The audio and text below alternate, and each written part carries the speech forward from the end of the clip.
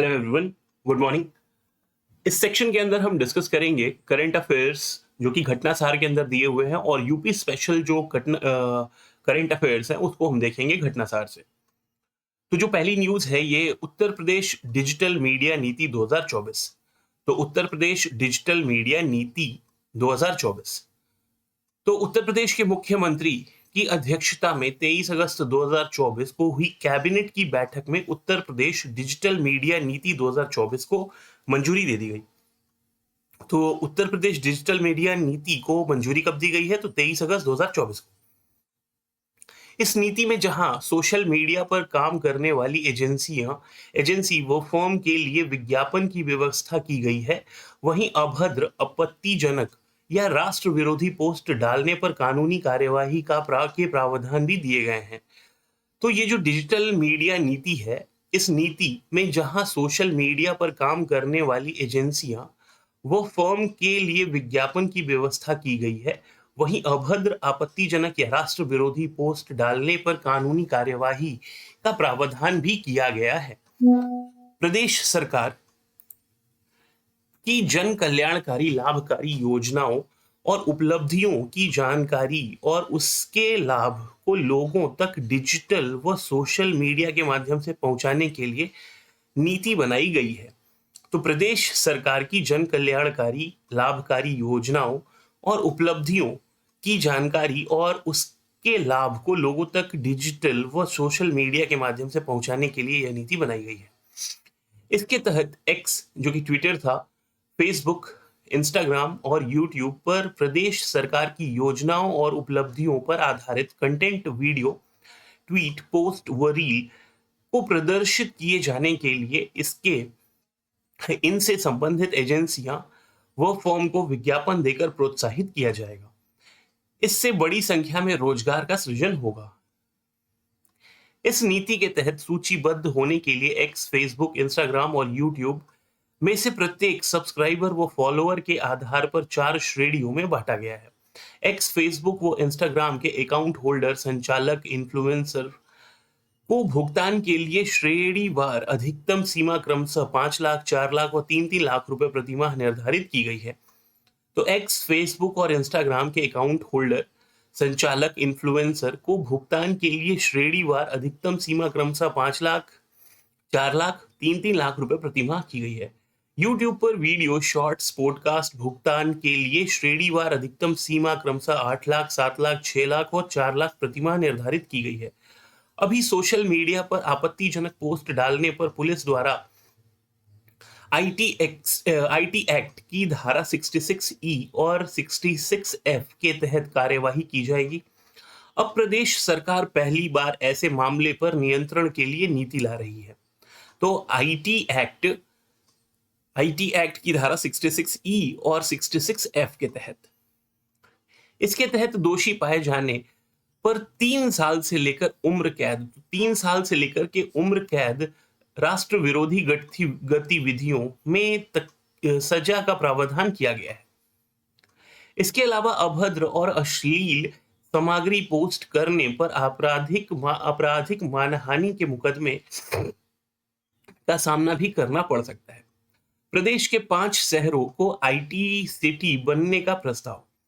तो प्रदेश के 5 शहर जो हैं अब आईटी सिटी बनने का प्रस्ताव किया गया है। तो योगी सरकार अब प्रदेश को ग्लोबल आईटी हब का भी एक ब्रांड बनाने की तैयारी कर रही है। प्रदेश के 5 शहर जो कि गौतम बुद्ध नगर, लखनऊ, कानपुर, वाराणसी और प्रयागराज को आईटी सिटी के रूप में विकसित किया जाएगा। तो गौतम बुद्ध नगर, लखनऊ, कानपुर, वाराणसी और प्रयागराज। इसमें गौतम बुद्ध नगर को आईटी और आईटीएस का हब, लखनऊ को आर्टिफिशियल इंटेलिजेंस और मशीन लर्निंग का हब और कानपुर को ड्रोन और रोबोटिक्स तथा वाराणसी और प्रयागराज को engineering research and development ER&D के सेंटर के हब के रूप में विकसित किया जाएगा। तो गौतम बुद्ध नगर जो है आईटी और आईटीज का हब बनेगा, लखनऊ को आर्टिफिशियल इंटेलिजेंस और मशीन लर्निंग का हब और कानपुर को ड्रोन और रोबोटिक्स तथा वाराणसी और प्रयागराज को engineering research and development E&R के सेंटर के हब के रूप में विकसित किया जाना है। आईटी क्षेत्र के लिए भूमि बैंक बनाना और आईटी सिटी एवं आईटी पार्कों का विकास का काम अब तेज होगा।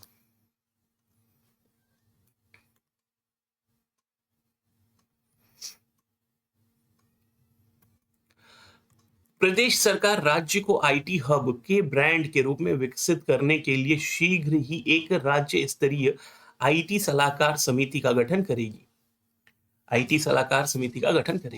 उत्तर प्रदेश में दुनिया के पहले एशियाई किंग गिद्ध संरक्षण केंद्र का उद्घाटन किया गया।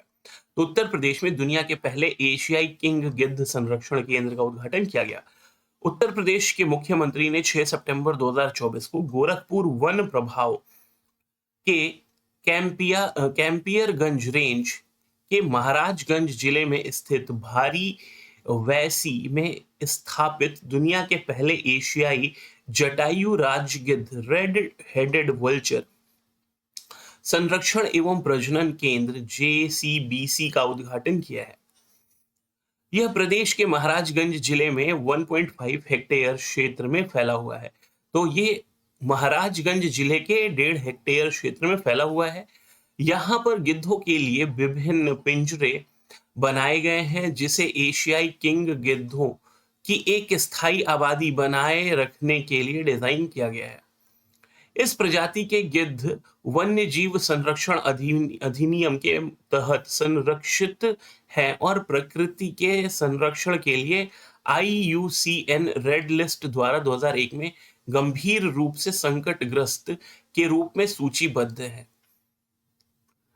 भारत में पशु चिकित्सा में NSAID डाइक्लोफेनाक के व्यापक प्रयोग के कारण हाल के वर्षों में इनकी संख्या में भारी कमी आई है। इस अवसर पर मुख्यमंत्री ने गोरखपुर में फॉरेस्ट्री कॉलेज खोलने की घोषणा की है।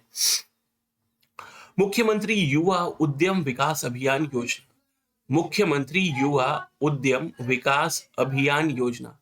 उत्तर प्रदेश के मुख्यमंत्री ने राज्य के युवाओं के लिए रोजगार के अवसर को बढ़ावा देने के लिए मुख्यमंत्री युवा उद्यम विकास अभियान योजना की घोषणा की है। तो मुख्यमंत्री युवा उद्यम विकास योजना जो है ये राज्य के युवाओं के लिए रोजगार के अवसर को बढ़ावा देने के लिए मुख्यमंत्री युवा उद्यम विकास अभियान योजना की घोषणा की है। इस योजना की घोषणा 15 अगस्त 2024 को स्वतंत्रता दिवस के अवसर पर की गई है। राज्य सरकार मुख्यमंत्री युवा उद्यम विकास अभियान योजना के तहत राज्य के युवा उद्यमियों को वित्तीय सहायता प्रदान करेगी। योजना के तहत राज्य सरकार ने राज्य में 10 लाख नए MSME सूक्ष्म लघु और मध्यम उद्योग स्थापित करने का लक्ष्य रखा है। तो योजना के तहत राज्य सरकार ने राज्य में 10 लाख नए MSME माइक्रो स्मॉल और मीडियम उद्यम स्थापित करने का लक्ष्य रखा है। 10 लाख। सरकार को मुख्यमंत्री युवा उद्यम विकास अभियान योजना के माध्यम से प्रत्यक्ष और अप्रत्यक्ष रूप से 50 लाख रोजगार के अवसर पैदा करने की उम्मीद है। एक जिला एक विश्वविद्यालय योजना। योगी सरकार ने महत्वाकांक्षी एक जिला एक विश्वविद्यालय योजना शुरू की है। उत्तर प्रदेश में राज्य के सभी 18 मंडलों में विश्वविद्यालय है और राज्य सरकार अब सभी 75 जिलों में एक विश्वविद्यालय स्थापित करना चाहती है तथा सहारनपुर में मां शाकंभरी देवी विश्वविद्यालय पहले ही संचालित है।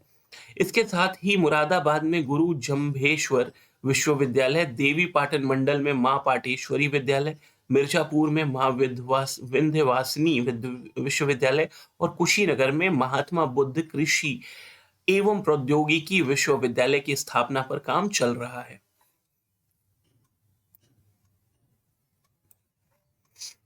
इस अवसर पर मुख्यमंत्री ने कहा कि आजमगढ़ में महाराज सुहेलदेव विश्वविद्यालय और अलीगढ़ में राजा महेंद्र प्रताप विश्वविद्यालय कार्यरत है। नेक्स्ट न्यूज जो है ये उत्तर प्रदेश के 8 रेलवे स्टेशन का नाम बदला गया है। तो अगस्त 2024 में केंद्रीय रेल मंत्री द्वारा उत्तर प्रदेश के अमेठी जिले के लखनऊ मंडल के 8 रेलवे स्टेशन का आधिकारिक तौर पर नाम परिवर्तित कर दिया गया है। तो अमेठी जिले के लखनऊ मंडल के 8 रेलवे स्टेशनों का आधिकारिक तौर पर नाम परिवर्तित कर दिया गया है। अमेठी की पूर्व लोकसभा सांसद स्मृति ईरानी ने फरवरी में गृह मंत्रालय का नाम बदलने का प्रस्ताव दिया था, जिसे मार्च 2024 में मंजूरी मिल गई थी, लेकिन लोकसभा चुनाव के दौरान आदर्श आदर्श आचार संहिता के कारण इसे क्रियान्वयन में देरी हुई। इन स्टेशनों के नए नाम स्थानीय पौराणिक स्थलों और महापुरुषों के नाम पर रखे गए हैं। परिवर्तित स्टेशन नामों की सूची इस प्रकार है। कासिमपुर हॉल्ट का नाम जो है ये जायस गुरु गोरखनाथ धाम कर दिया गया है। जायस गुरु गोरखनाथ धाम, मिसरौली मां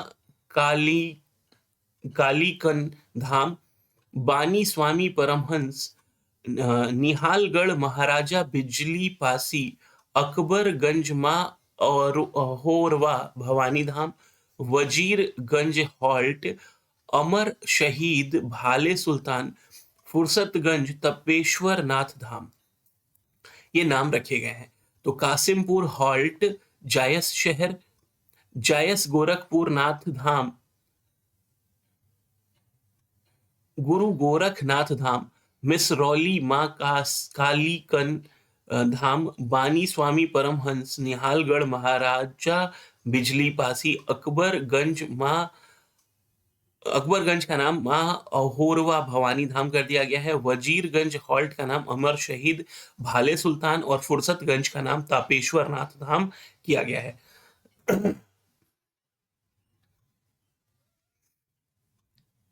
गोरखपुर में पूर्वांचल का पहला सैनिक स्कूल खोला गया है। तो काफी इंपॉर्टेंट न्यूज है कि गोरखपुर के अंदर पूर्वांचल का पहला सैनिक स्कूल स्थापित।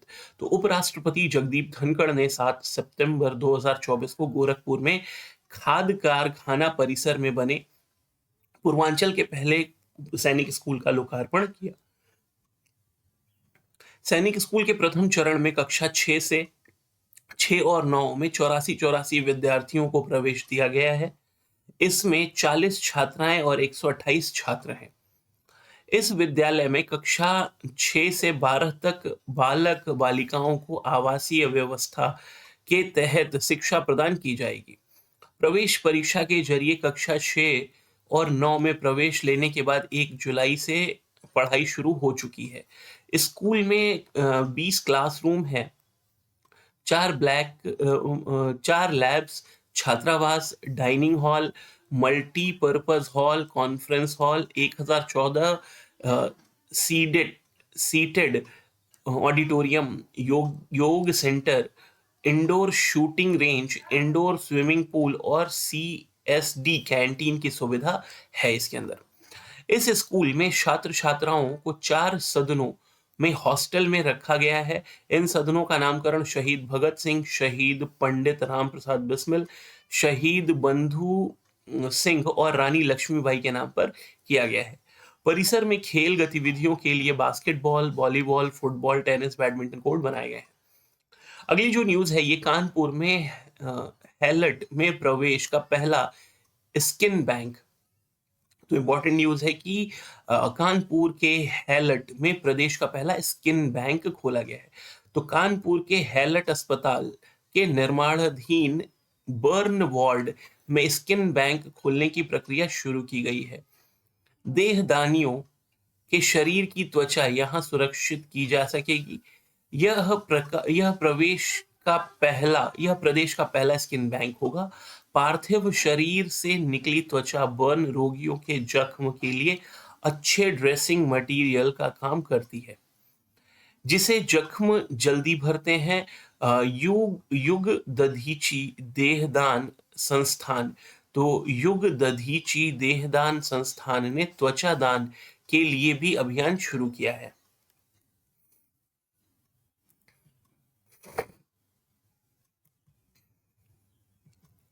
दक्षिण भारत के पहले स्किन बैंक खुले हैं। दक्षिण भारत में पहले स्किन बैंक खुले हैं। इसके अलावा जयपुर में भी स्किन बैंक संचालित किया जा रहा है। देश का पहला स्किन बैंक 1972 में वाडिया चिल्ड्रन हॉस्पिटल मुंबई में खुला था।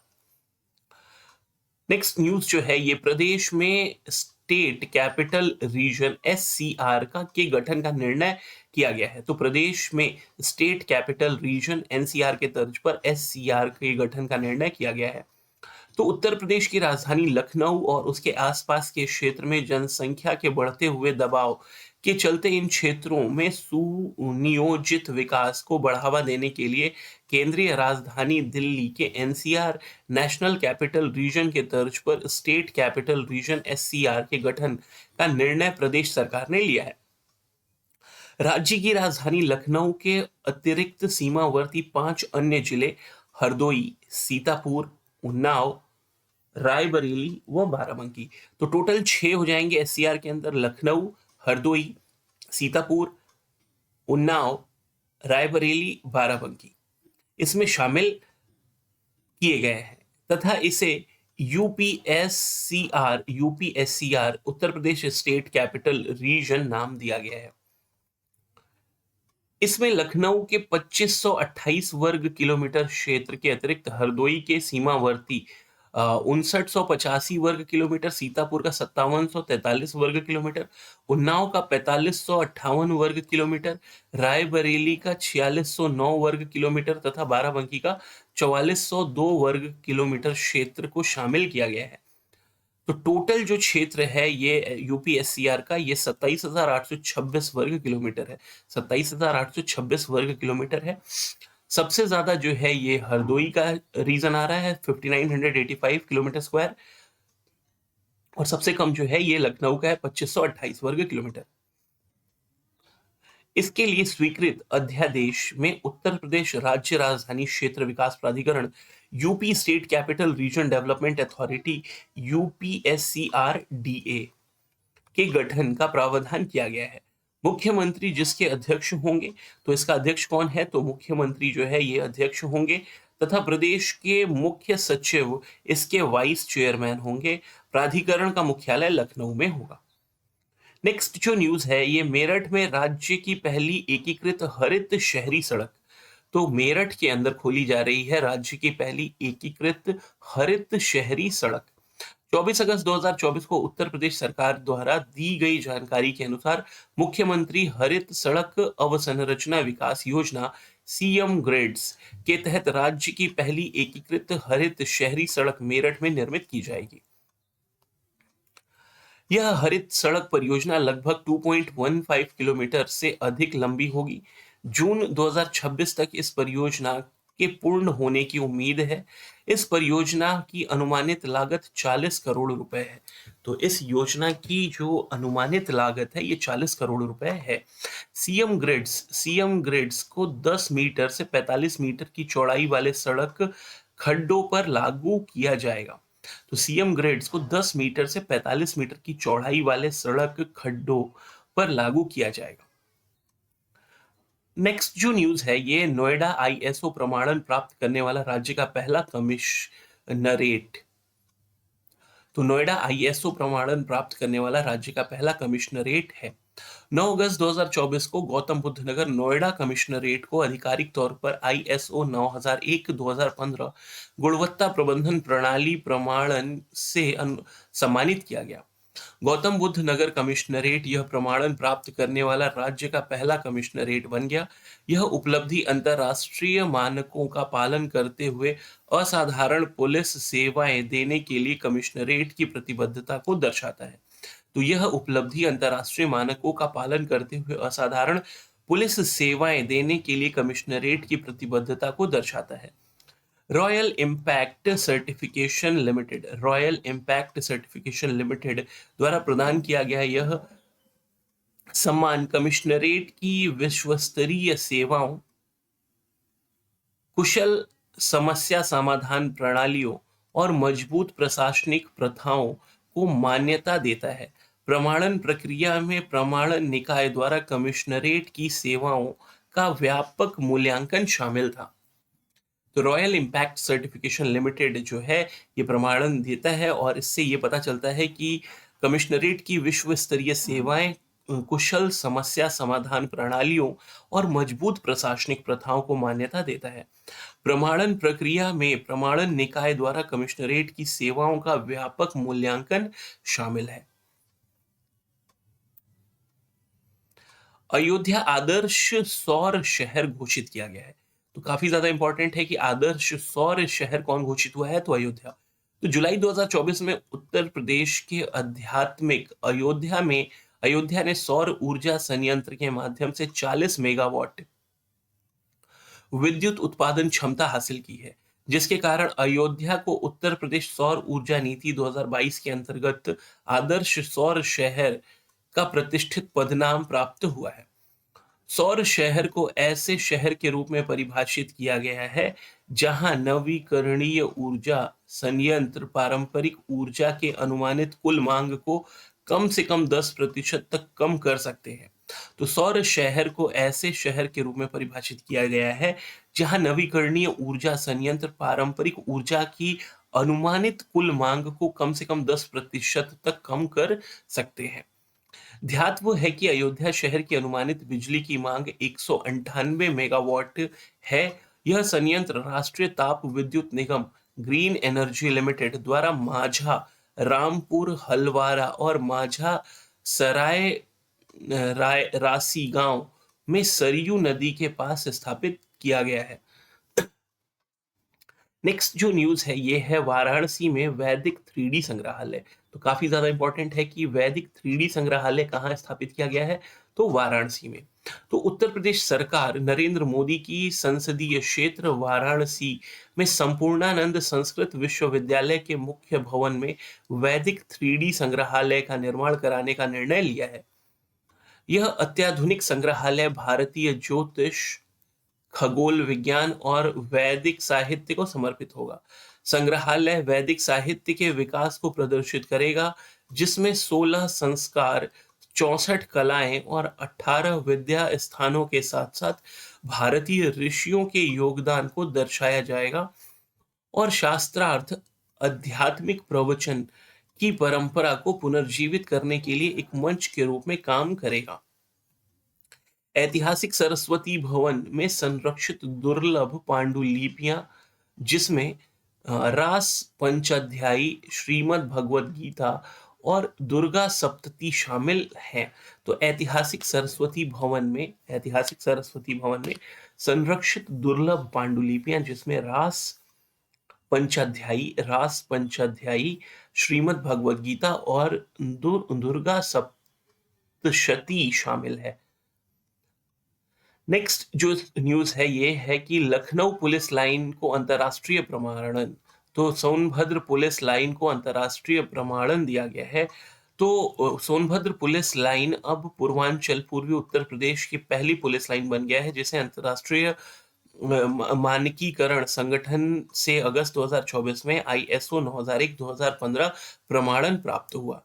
यह प्रमाणन सोनभद्र पुलिस लाइन के प्रबंधन, प्रशिक्षण, सेवाओं और सुविधाओं में उत्कृष्टता को मान्यता देता है। नेक्स्ट न्यूज जो है ये सलखान जीवाश्म पार्क को विश्व धरोहर सूची में शामिल किया करने का प्रस्ताव। तो सलखान जीवाश्म पार्क को विश्व धरोहर सूची में शामिल करने का प्रस्ताव। तो जुलाई 2024 में उत्तर प्रदेश पर्यटन विभाग ने सोनभद्र जिले के प्राचीन सलखान जीवाश्म पार्क, सलखान फॉसिल्स पार्क को यूनेस्को की विश्व धरोहर सूची में शामिल करने का प्रस्ताव नई दिल्ली में आयोजित 46वीं विश्व धरोहर समिति की बैठक में पेश किया। सलखान जीवाश्म पार्क, जिसे आधिकारिक तौर पर सोनभद्र जीवाश्म पार्क के रूप में जाना जाता है, भारत के उत्तर प्रदेश में स्थित एक जीवाश्म पार्क है। यह सोनभद्र जिले के राजमार्ग स्टेट हाईवे 5A पर सलखान गांव के पास रॉबर्ट्सगंज से 12 किलोमीटर दूर स्थित है। पार्क में लगभग 1400 मिलियन वर्ष पुराने जीवाश्म होने का अनुमान है। सोनभद्र जीवाश्म पार्क में पाए जाने वाले जीवाश्म शैवाल व स्ट्रोमेटालाइट प्रकार के हैं।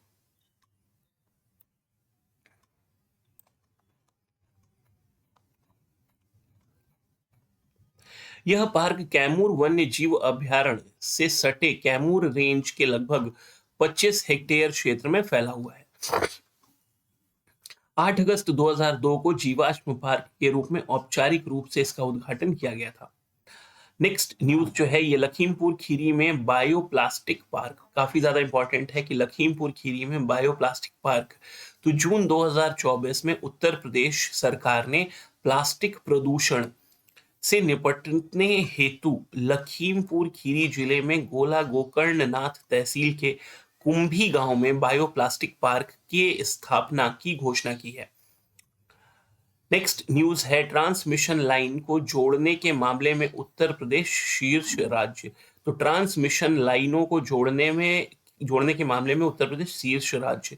तो केंद्रीय विद्युत प्राधिकरण के मई 2024 में जारी आंकड़ों के अनुसार 23-24 में राज्य ट्रांसमिशन कंपनियों द्वारा ट्रांसमिशन लाइनों को जोड़ने के मामले में उत्तर प्रदेश देश में शीर्ष राज्य के रूप में उभरा है।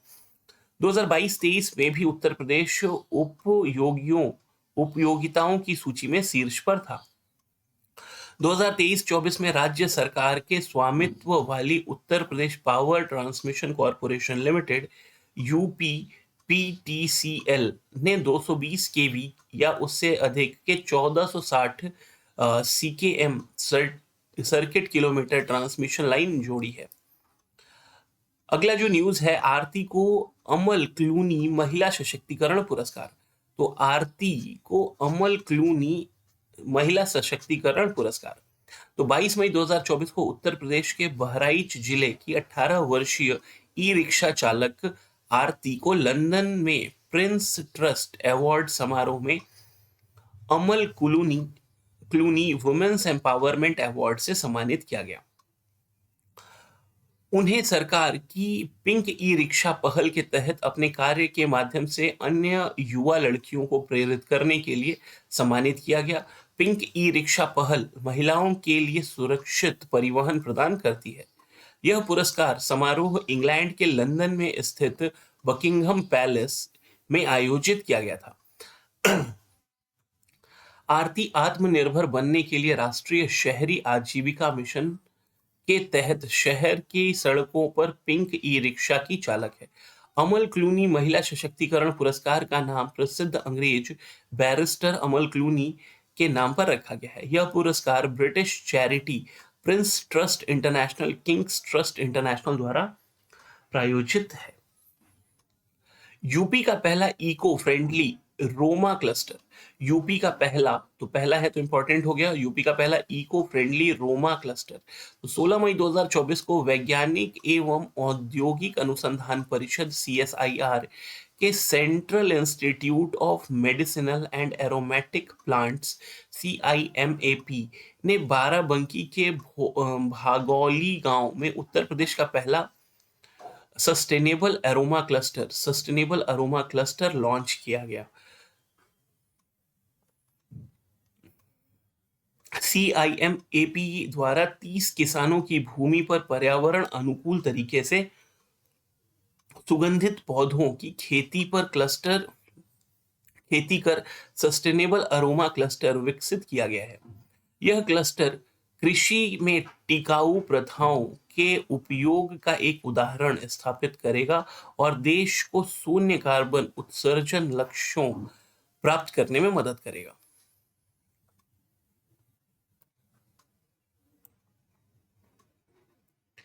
CIMAP ने क्लस्टर में उच्च उपज देने वाली पुदीना की किस्म लगाई है। यह पौधे की कीटों और बीमारियों सहित जैविक तनाव के प्रति प्रतिरोधी है। यह क्लस्टर संपूर्ण राज्य में किसानों के लिए एक मॉडल के रूप में कार्य करेगा। इस अवसर पर पुदीने का तेल निकालने के लिए सौर ऊर्जा से चलने वाली इकाइयों का भी उद्घाटन किया गया। अगली न्यूज है कि उत्तर प्रदेश के 6 नए उत्पादों को जीआई टैग। तो उत्तर प्रदेश के 6 नए उत्पाद हैं जिनको जीआई टैग दिया गया है। तो अप्रैल 2024 में राज्य के 6 नए उत्पादों को जीआई टैग मिलने के साथ उत्तर प्रदेश ने भारत में सबसे अधिक जीआई टैग उत्पाद प्राप्त करने वाला राज्य के रूप में अपना शीर्ष स्थान बनाए रखा है। इस प्रकार वर्तमान में उत्तर प्रदेश में कुल 75 उत्पादों को जीआई टैग मिल चुका है। वहीं 58 जीआई टैग प्राप्त उत्पादकों के साथ तमिलनाडु दूसरे स्थान पर है। इन 6 नए उत्पादों में वाराणसी की तिरंगा बर्फी भी शामिल है, जिसे स्वतंत्रता आंदोलन के दौरान एक स्थायी मिठाई निर्माता द्वारा बनाया गया था।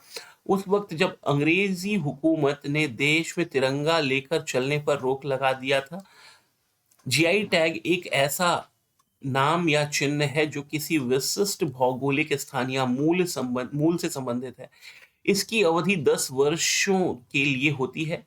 वस्तुओं का भौगोलिक संकेतक पंजीकरण एवं संरक्षण अधिनियम 1999 भारत में जीआई के पंजीकरण और संरक्षण को नियंत्रित करता है। वाणिज्य एवं उद्योग मंत्रालय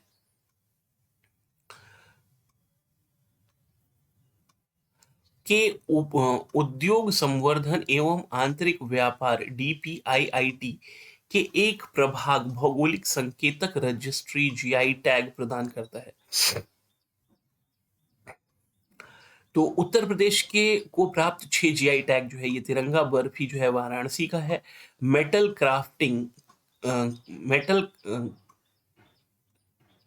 कास्टिंग क्राफ्ट ये बनारस का है, थारू कढ़ाई ये लखीमपुर खीरी का है, बेत और बांस शिल्प ये बरेली का है, जरदोजी शिल्प बरेली का है, हैंड ब्लॉक प्रिंट टेक्सटाइल ये पिलखुआ हापुड़ का है। नाइमा खातून एएमयू की पहली महिला कुलपति बनी है। तो नाइमा खातून, हाल ही में नाइमा खातून को अलीगढ़ मुस्लिम यूनिवर्सिटी की पहली महिला कुलपति वाइस चांसलर के रूप में नियुक्त किया गया है। विश्वविद्यालय के विजिटर के रूप में कार्यरत राष्ट्रपति द्रौपदी मुर्मू द्वारा उनके नाम को मंजूरी दिए जाने के बाद शिक्षा मंत्रालय ने प्रोफेसर खातून की नियुक्ति के लिए अधिसूचना जारी की। प्रोफेसर खातून को कार्यभार ग्रहण करने की तारीख 5 वर्ष की अवधि या 70 वर्ष की आयु प्राप्त करने तक जो भी पहले के लिए कुलपति के रूप में नियुक्त किया गया है। एएमयू को 1877 में सैयद अहमद खान द्वारा मोहम्मदान एंग्लो ओरिएंटल कॉलेज के रूप में स्थापित किया गया था।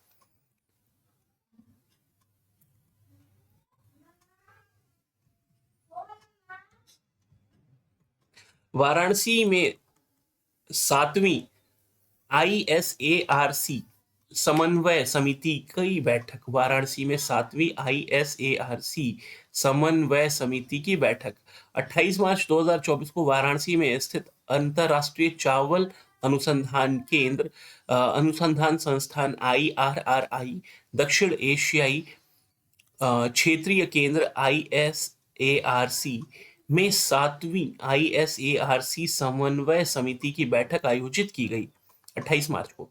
बैठक में भारत, बांग्लादेश, श्रीलंका और नेपाल तो बैठक में भारत, बांग्लादेश, श्रीलंका और नेपाल के वरिष्ठ कृषि अधिकारी शामिल हुए। बैठक की अध्यक्षता अंतर्राष्ट्रीय चावल अनुसंधान संस्थान आईआरआरआई के अंतरिम महानिदेशक अजय कोहली द्वारा की गई। बैठक में इस बात को रेखांकित किया गया कि आईआरआरआई दक्षिण एशियाई क्षेत्र में चावल आधारित कृषि खाद्यान्न प्रणाली को बदलने से संबंधित सभी अनुसंधानों के लिए एक साक्ष्य आधारित अनुसंधान केंद्र के रूप में उभर रहा है। बैठक के दौरान वर्ष 2024 में कम मीथेन उत्सर्जन वाली चावल की किस्मों को विकसित और प्रीमियम गुणवत्ता वाले पौष्टिक चावल की उत्पादकता बढ़ाने पर ध्यान केंद्रित किया गया। अगली न्यूज जो है ये डीएमएसआरडीई कानपुर द्वारा सबसे हल्के बुलेट प्रूफ जैकेट का विकास किया गया है। तो डीएमएसआरडीई कानपुर के द्वारा सबसे हल्के बुलेट प्रूफ जैकेट का विकास किया गया। तो डीआरडीओ के कानपुर स्थित रक्षा सामग्री एवं भंडार अनुसंधान एवं विकास प्रतिष्ठान डीएमएसआरडीई ने देश का सबसे हल्का बुलेट प्रूफ जैकेट सफलतापूर्वक विकसित किया है। यह जैकेट BIS 17051 के स्तर 6 लेवल 68 B1517051 के गोला बारूद से सुरक्षा प्रदान करने में सक्षम है। यह जैकेट नए डिजाइन दृष्टिकोण पर आधारित है, जहां पर नवीन प्रक्रियाओं के साथ ही नई तरह की सामग्री को प्रयोग किया गया है। इस जैकेट का crust hard armour panel HAP in conservation with ICW के स्टैंड अलोन डिजाइन गोलियों को निष्क्रिय कर देती है। इस बुलेट प्रूफ जैकेट का चंडीगढ़ की टर्मिनल बैलिस्टिक अनुसंधान प्रयोगशाला TBRL में सफलतापूर्वक प्रशिक्षण किया गया है। रक्षा सामग्री भंडार एवं अनुसंधान एवं विकास प्रतिष्ठान DMSRDE उत्तर प्रदेश के कानपुर में स्थित DRDO की एक प्रयोगशाला है, जो कार्यात्मक गैर धातु सामग्री फंक्शनल नॉन मेटालिक मटेरियल के क्षेत्र में काम करती है। कार्यात्मक गैर धातु सामग्री में polymer matrix composite elastomer carbonaceous nano structured सामग्री स्टील्थ सामग्री सिरेमिक मटेरियल कंपोजिट CMS छद्म मावरण वस्त्र कैमस्फ्लेज टेक्सटाइल आदि शामिल है। अगली जो न्यूज है ये IIIT ने बनाई हाईटेक डेटा चिप। तो उत्तर प्रदेश के प्रयागराज स्थित संस्थान IIIT के वैज्ञानिकों ने गोपनीय डेटा की सुरक्षा हेतु एक आधुनिक डेटा चिप तैयार किया है। इस आधुनिक चिप को IIIT के इलेक्ट्रॉनिक्स एंड कम्युनिकेशन विभाग के प्रोफेसर मनीष गोस्वामी ने तैयार किया है।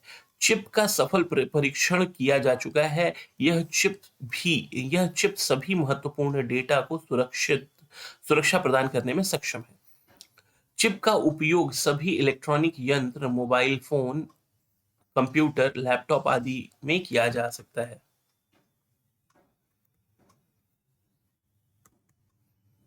यह चिप मेटा इंस्टेबिलिटी के कॉन्सेप्ट पर डिजाइन किया गया है, जो एक विशेष तरह का रैंडम कोड जनरेट करेगा, जिसे हैक करना आसान नहीं होगा। छोटी आकार में होने के कारण यह चिप कम पावर का उपयोग कर सकती है। पहली स्वदेशी क्रैश फायर टेंडर पहली स्वदेशी क्रैश फायर टेंडर भारत की पहली स्वदेशी रूप से निर्मित क्रैश फायर टेंडर दमकल का निर्माण व विकास भारतीय MSME फर्म नोएडा द्वारा किया गया है। इसे निर्मित करने के बाद भारतीय वायुसेना को इसकी डिलीवरी की गई है।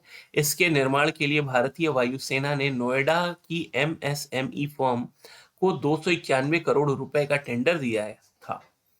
भारतीय वायुसेना स्वदेशीकरण को बढ़ावा दे रही है और अपनी परिचालन आवश्यकताओं को पूरा करने के लिए स्वदेश निर्मित वस्तुओं का क्रय कर रही है। अगली न्यूज है प्रोजेक्ट प्रवीण के तहत कौशल प्रशिक्षण। प्रोजेक्ट प्रवीण के तहत कौशल प्रशिक्षण उत्तर प्रदेश सरकार ने प्रोजेक्ट प्रवीण के तहत राज्य में 61,000 से अधिक छात्रों को कौशल प्रशिक्षण प्रदान किया है। तो उत्तर प्रदेश सरकार ने प्रोजेक्ट प्रवीण के तहत राज्य में 61,000 से अधिक छात्रों को कौशल प्रशिक्षण प्रदान किया है। इस योजना के अंतर्गत युवाओं को रोजगार बाजार हेतु तैयार करने के लिए मुफ्त कौशल प्रशिक्षण और आधुनिक पाठ्यक्रम प्रदान किया जा रहा है। इस परियोजना के माध्यम से राज्य के उच्चतर माध्यमिक विद्यालय के कक्षा 9 से 12 तक के छात्रों को प्रशिक्षण प्रदान किया जाएगा।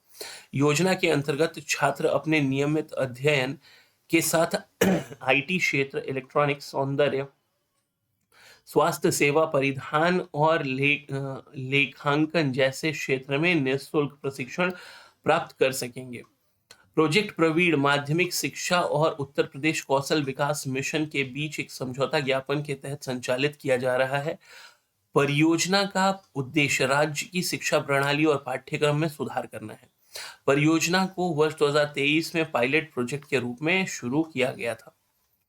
वर्ष 2024 में इस परियोजना के तहत 150 सरकारी माध्यमिक विद्यालयों के 20,582 छात्रों को प्रशिक्षण प्रदान किया जाएगा।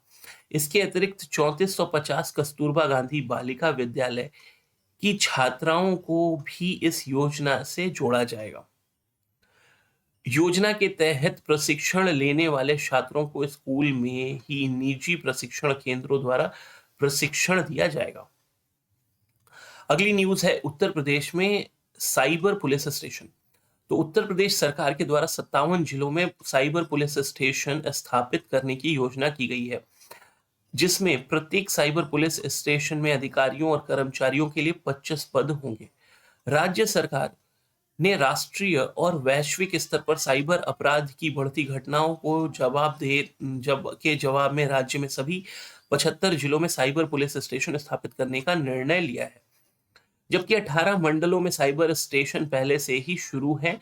शेष 57 जिलों में भी ऐसे स्टेशन स्थापित होंगे। नेक्स्ट न्यूज़ है चित्रकूट में बनेगा डिफेंस कॉरिडोर। तो चित्रकूट में बनेगा डिफेंस कॉरिडोर। तो देश में उत्तर प्रदेश रक्षा उत्पादन के क्षेत्र में आगे बढ़ रहा है। इसी क्रम में बुंदेलखंड क्षेत्र में चित्रकूट जनपद में डिफेंस कॉरिडोर विकसित करने की घोषणा की गई है।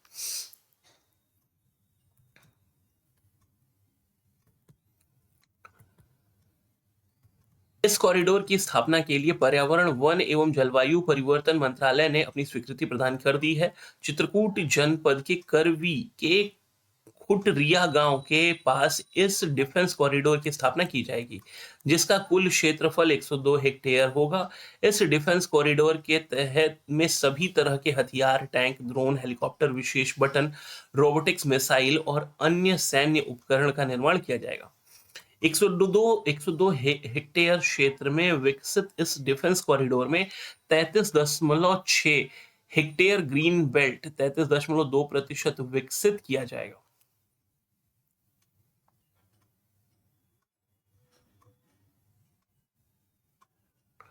यूपी दर्शन पार्क की तर्ज पर waste to wonder park. UP Darshan park के तर्ज पर वेस्ट टू वंडर पार्क। तो उत्तर प्रदेश सरकार के द्वारा लखनऊ में स्थित यूपी दर्शन पार्क की तर्ज पर प्रयागराज जनपद में वेस्ट टू वंडर पार्क विकसित करने की योजना है। उत्तर प्रदेश के प्रयागराज जनपद में इस पार्क के लिए संगम क्षेत्र के नजदीक स्थान का चुनाव किया गया है। इस पार्क को विकसित करने की जिम्मेदारी नगर निगम प्रयागराज को दी गई है। इसका निर्माण महाकुंभ 2025 से पहले किया जाएगा। वेस्ट टू वंडर पार्क में वेस्ट मटीरियल का प्रयोग करके कलाकृतियां बनाई जाती हैं। नेक्स्ट न्यूज है हाइड्रोजन ईंधन आधारित रेलवे इंजन का निर्माण। हाइड्रोजन ईंधन आधारित रेलवे इंजन का निर्माण। तो हाइड्रोजन ईंधन को यूज करके रेलवे इंजन बनाया जाएगा। तो भारतीय रेलवे उत्तर प्रदेश के कानपुर स्थित भारतीय प्रौद्योगिकी संस्थान के साथ मिलकर हाइड्रोजन ईंधन आधारित रेलवे इंजन निर्माण करने की योजना पर कार्य कर रहा है। यह भारत का पहला हाइड्रोजन ईंधन आधारित रेलवे इंजन होगा, जिसका निर्माण कानपुर में किया जाएगा। इस इंजन के निर्माण और विकास के लिए आईआईटी कानपुर में एक अत्याधुनिक lab centre for railway research तैयार की गई है। आईआईटी की इस लैब में इंजन की तकनीक विकसित की जाएगी और इसका निर्माण इलेक्ट्रिक लोको शेड फजलगंज में किया जाएगा। नेक्स्ट न्यूज है गोंडा में बनाया जाएगा कछुआ संरक्षण रिजर्व। तो उत्तर प्रदेश के गोंडा जिले में वन विभाग turtle survival alliance foundation India के सहयोग से एक संरक्षण प्रयास शुरू कर रहा है। इस प्रयास का उद्देश्य घाघरा नदी की सहायक नदी सरजू नदी के किनारे एक कछुआ संरक्षण रिजर्व स्थापित करना है। तो गोंडा जिले में सरयू नदी के किनारे उद्देश्य घाघरा नदी की सहायक नदी सरयू नदी के किनारे एक कछुआ संरक्षण रिजर्व स्थापित किया जाएगा। गोंडा जिला अपनी कछुआ विविधता के लिए जाना जाता है, जो इसे इस तरह के संरक्षण प्रयास के लिए एक आदर्श स्थान बनाता है। इस परियोजना के लिए एक प्रस्ताव भेजा गया है, जिसमें 6 साल तक विभिन्न कछुओं की प्रजातियों की निगरानी और आसपास की वनस्पतियों और जीवों का अध्ययन किया जाएगा। प्रस्तावित रिजर्व में सरजू नदी का 2 किलोमीटर का विस्तार शामिल होगा, जिसमें विभिन्न प्रकार के पौधों की प्रजातियां, पक्षी, मछलियां और पानी के सांप पाले जाएंगे। प्रस्ताव पर स्वीकृति के लिए राज्य सरकार के पास भेज दिया गया है। अनुमोदन पर 10 वर्षों की प्रारंभिक अवधि के लिए एक प्रबंधन योजना तैयार की जाएगी। यह योजना कछुओं के संरक्षण पर ध्यान केंद्रित करेगी और क्षेत्र के संपूर्ण जैव विविधता की रक्षा करने का लक्ष्य रखेगी। इसमें 30 से अधिक मछली प्रजातियां, 50 पक्षी प्रजातियां, विभिन्न पौधों और पानी के सांपों की 2 प्रजातियों का संरक्षण शामिल है। नदी में प्रदूषण रोकने और पानी की गुणवत्ता बढ़ाने पर ध्यान दिया जाएगा।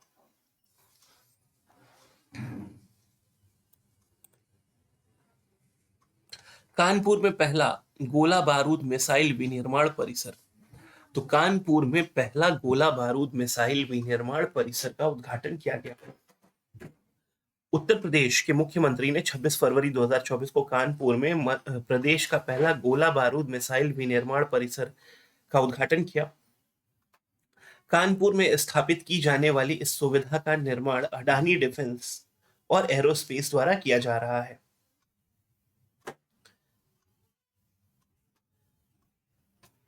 4,000 नौकरियां और 3,000 करोड़ रुपए से अधिक के निवेश वाला यह विनिर्माण परिसर अपने आप में आत्मनिर्भर होगा। अडानी डिफेंस के स्वामित्व वाला यह परिसर राज्य के रक्षा गलियारे के पहले चरण का प्रतीक है। अडानी द्वारा निर्मित यह रक्षा निर्माण परिसर दक्षिण एशिया का सबसे बड़ा रक्षा निर्माण परिसर है। यहाँ सशस्त्र बलों, अर्धसैनिक बलों और पुलिस के लिए उच्च गुणवत्ता वाले छोटे, मध्यम और बड़े कैलिबर के गोला बारूद का उत्पादन शुरू हो चुका है। तो कानपुर के अंदर देश की पहली डिजिटल साइबर फोरेंसिक लैब उत्तर प्रदेश के नोएडा में स्थित गौतम बुद्ध विश्वविद्यालय में देश की पहली डिजिटल साइबर फोरेंसिक लैब स्थापित की जा रही है। इससे देश की सीमा में विदेशी ड्रोन, कैमरों, फोन और अन्य जासूसी उपकरण से डेटा रिकवर किया जा सकता है। इस लैब में नष्ट हो चुके संचार उपकरणों और ड्रोन से भी डेटा रिकवर किया जा सकेगा और ड्रोन के कमांड सेंटर का पता भी लगाया जा सकेगा। गौतम बुद्ध विश्वविद्यालय में स्थापित इस लैब में स्वीडन और इजराइल के साइबर टूल का उपयोग किया गया है। इसमें डाटा एक्सट्रैक्शन टूल लगाया गया है जिससे नष्ट हो चुके ड्रोन की चिप से डेटा पुनः प्राप्त किया जा सकेगा। इससे नष्ट हुए उपकरण के ईमेल, फोटो और संदेश आदि को भी प्राप्त किया जा सकेगा। इस फोरेंसिक लैब से देश की लॉ इन्फोर्समेंट एजेंसी एनआईए, रॉ, सीबीआई, आईबीईडी आदि सुरक्षा एजेंसियों को भी लाभ प्राप्त होगा। उत्तर प्रदेश राज्य का छठा रेल कोच रेस्टोरेंट। तो उत्तर प्रदेश के प्रयागराज जनपद में प्रयागराज जंक्शन पर प्रदेश का छठा रेल कोच रेस्टोरेंट का शुभारंभ मई 2024 में किया गया। उत्तर प्रदेश के लखनऊ, बरेली, वाराणसी, झांसी और आगरा कैंट में रेल कोच रेस्टोरेंट का संचालन पहले से ही किया जा रहा है। रेल कोच रेस्टोरेंट के रूप में AC2 कोच को एक रेस्टोरेंट के रूप में दिया गया है। इसमें सिर्फ शाकाहारी भोजन उपलब्ध होगा। इस रेल कोच रेस्टोरेंट में 56 लोगों की बैठक की सुविधा होगी। यह रेस्टोरेंट 24 घंटे खुला रहेगा। आने वाले दिनों में गोरखपुर में भी ऐसा ही रेल कोच रेस्टोरेंट को खोलने की योजना है। उत्तर प्रदेश राज्य बजट 2024-25। तो 5 फरवरी 2024 को उत्तर प्रदेश के वित्त मंत्री सुरेश खन्ना ने राज्य विधानसभा में वित्तीय वर्ष 2024-25 का बजट प्रस्तुत किया।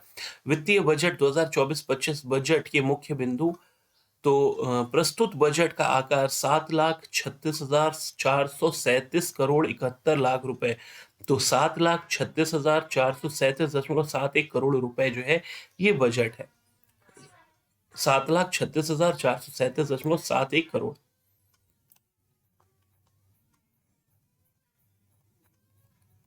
बजट में 24,863 करोड़ 57 लाख रुपए की नई योजनाएं सम्मिलित की गई हैं। तो 24 लाख क्या बोलते हैं, 24,863 करोड़ 57 लाख रुपए की नई योजनाएं सम्मिलित की गई हैं। 24,863.57 करोड़ रुपए। प्रदेश सरकार की नीतियां विशेष रूप से युवा, महिला, किसान व गरीब के उत्थान को समर्पित है। प्राप्तियां, बजट में कुल प्राप्तियां 7,21,333 करोड़ 82 लाख रुपए अनुमानित है। कुल प्राप्तियों में 6,06,802.40 की राजस्व प्राप्तियां तथा 1,14,531.42 करोड़ रुपए की पूंजीगत प्राप्तियां सम्मिलित हैं। तो कुल प्राप्तियों में 6,06,802.40 करोड़ रुपए की राजस्व प्राप्तियां तथा 1,14,531.42 करोड़ रुपए की पूंजीगत प्राप्तियां सम्मिलित हैं। राजस्व प्राप्तियों में कर राजस्व का अंश 4,88,902.84 करोड़ रुपए है। इसमें राज्य का कर राजस्व 2,70,086 करोड़ रुपए तथा केंद्रीय करों में राज्य का अंश 2,18,816.84 करोड़ रुपए सम्मिलित है। कुल व्यय, बजट में कुल व्यय 7,36,437.71 करोड़ रुपए अनुमानित है। बजट में कुल व्यय जो है 7,36,437 करोड़ 71 लाख रुपए अनुमानित है। कुल व्यय 5,32,655.33 करोड़ रुपए। राजस्व लेखा का व्यय जो व्यय है तथा 2,03,782.38 करोड़ रुपए पूंजी लेखे का व्यय है। समेकित निधि की प्राप्तियों से कुल व्यय घटाने के पश्चात 15,103 करोड़ 89 लाख रुपए का घाटा अनुमानित है। तो समेकित निधि की प्राप्तियों से कुल व्यय घटाने के पश्चात 15,103 करोड़ 89 लाख रुपए का घाटा अनुमानित है। लोक लेखे से 5,500 करोड़ रुपए की शुद्ध प्राप्तियां अनुमानित है। तो लोक लेखे से 5,500 करोड़ रुपए की शुद्ध प्राप्तियां अनुमानित है। प्रारंभिक शेष 38,189 करोड़ 66 लाख रुपए को हिसाब में लेते हुए अंतिम शेष 28,585.77 करोड़ रुपए अनुमानित है। तो प्रारंभिक शेष 38,189 करोड़ 66 लाख रुपए को हिसाब में लेते हुए अंतिम शेष 28,585.77 करोड़ रुपए अनुमानित है। बजट में राजस्व बचत 74,147 करोड़ 7 लाख रुपए अनुमानित है। 2024-25 के लिए राजकोषीय घाटा 86,530.51 करोड़ रुपए अनुमानित है, जो वर्ष के लिए अनुमानित जो सकल राज्य घरेलू उत्पाद 3.46% है।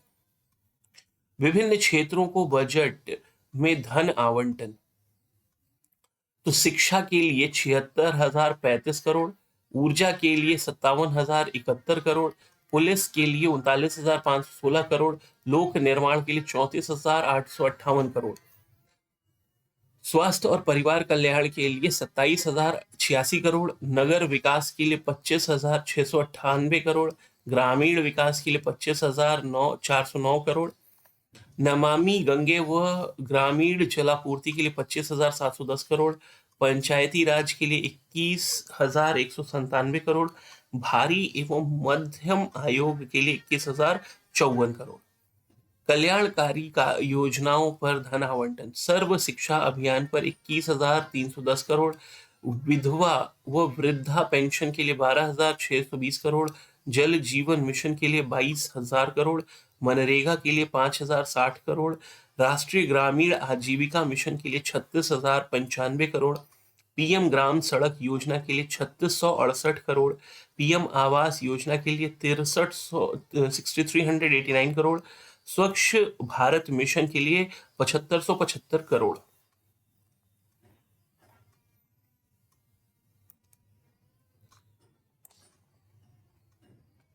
दो 2024-25 में प्रदेश की जीडीपी के 25 लाख करोड़ तक पहुंचने का अनुमान है। तो 2024-25 में प्रदेश की जीडीपी के 25 लाख करोड़ तक पहुंचने का अनुमान है। किसान वर्ष 2023-24 के अक्टूबर माह तक लगभग 37 लाख किसान क्रेडिट कार्ड का वितरण कराया गया। प्रधानमंत्री फसल बीमा योजना के अंतर्गत 2022-23 के लगभग 10 लाख बीमा कृषकों को माह अक्टूबर 2023 तक 831 करोड़ रुपए की क्षतिपूर्ति का भुगतान किया गया है। प्रधानमंत्री किसान सम्मान निधि योजना के अंतर्गत दिसंबर 2023 तक लगभग 63,000 करोड़ रुपए की धनराशि डीबीटी के माध्यम से 2 करोड़ 62 लाख कृषकों के खाते में हस्तांतरित की गई। प्रधानमंत्री किसान मान धन योजना के अंतर्गत प्रदेश के लघु एवं सीमांत कृषकों को 60 वर्ष की आयु प्राप्त करने पर पुरुष एवं महिला दोनों के लिए 3,000 रुपए की सुनिश्चित मासिक पेंशन प्रदान की जा रही है। तो प्रधानमंत्री किसान मान धन योजना के अंतर्गत लघु एवं सीमांत कृषकों को 60 वर्ष की आयु प्राप्त करने पर पुरुष एवं महिला दोनों के लिए 3,000 रुपए की सुनिश्चित मासिक पेंशन प्रदान की जा रही है। महिला एवं बाल विकास तो निराश्रित महिला पेंशन योजना अंतर्गत पात्र लाभार्थियों को देय पेंशन की धनराशि 500 रुपए प्रति माह से बढ़कर 1,000 रुपए प्रति माह कर दी गई है। योजना में 2023-24 में तृतीय तिमाही तक 31,28,000 निराश्रित महिलाओं को लाभान्वित किया गया है। मुख्यमंत्री कन्या सुमंगला योजना के अंतर्गत पात्र बालिकाओं को 6 विभिन्न श्रेणियों में कुल 25,000 रुपए की सहायता प्रदान की जा रही है। वित्तीय वर्ष 2019-20 से 23-24 तक 17.82 लाख लाभार्थियों को इस योजना से लाभान्वित किया जा चुका है। तो मुख्यमंत्री कन्या सुमंगला योजना के अंतर्गत पात्र बालिकाओं को 6 विभिन्न श्रेणियों में कुल 25,000 रुपए की सहायता प्रदान की जा रही है। वित्तीय 2019-20 से 2023-24 तक 17.82 लाख लाभार्थियों को इस योजना से लाभान्वित किया जा चुका है। रोजगार एक जनपद एक उत्पाद वित्त पोषण योजना के अंतर्गत 13,597 लाभार्थियों के माध्यम से 1,92,193 रोजगार सृजित हुए हैं। विश्वकर्मा श्रम सम्मान योजना तथा एक जनपद एक उत्पाद कौशल उन्नयन एवं टूल किट योजना के अंतर्गत लगभग 4.08 लाख रोजगार सृजित हुए हैं। उत्तर प्रदेश कौशल विकास मिशन के अंतर्गत 12.15 लाख युवाओं को प्रशिक्षित किया गया, जिसमें 4.13 लाख युवाओं को विभिन्न प्रतिष्ठित कंपनियों में सेवायोजित कराया गया।